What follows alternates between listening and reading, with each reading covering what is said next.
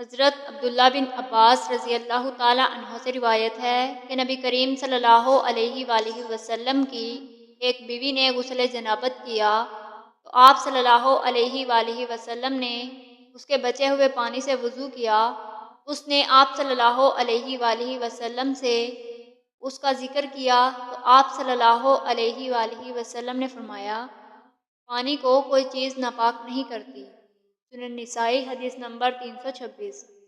حضرت ابو ہریرہ رضی اللہ تعالی عنہ کہتے ہیں کہ رسول اللہ صلی اللہ علیہ وآلہ وسلم نے فرمایا، جب تم میں سے کسی کے برتن میں کتا منہ ڈال دے تو جو اس میں ہے اسے بہا دے، پھر اسے 7 مرتبہ دھو ڈالے۔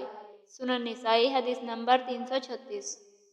حضرت ابو ہریرہ رضی اللہ تعالی عنہ کہتے ہیں کہ ایک آدمی نے رسول اللہ صلی اللہ علیہ وآلہ وسلم سے عرض کیا، اے اللہ کے رسول، ہم سمندری سفر کرتے ہیں اور اپنے ساتھ تھوڑا پانی لے جاتے ہیں، اگر ہم اس سے وضو کر لیں تو ہم پیاسے رہ جائیں گے، کیا ہم اس سمندر کے پانی سے وضو کر لیا کریں؟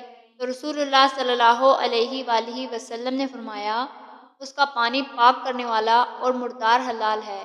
سنن نسائی حدیث نمبر 333۔